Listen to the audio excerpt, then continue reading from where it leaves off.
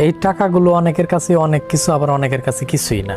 কিন্তু হ্যাঁ, একটা কথা বলি, পুরুষ মানুষ চাইলে একটা পুরুষ মানুষের দ্বারা সবকিছুই করা সম্ভব।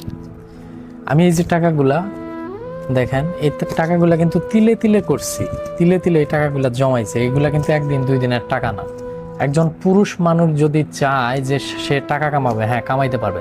আপনারা আমার অতীত জানেন যে আমার অতীতে কি ছিল। আমার অতীতে কিন্তু কোনো কিছুই ছিল না।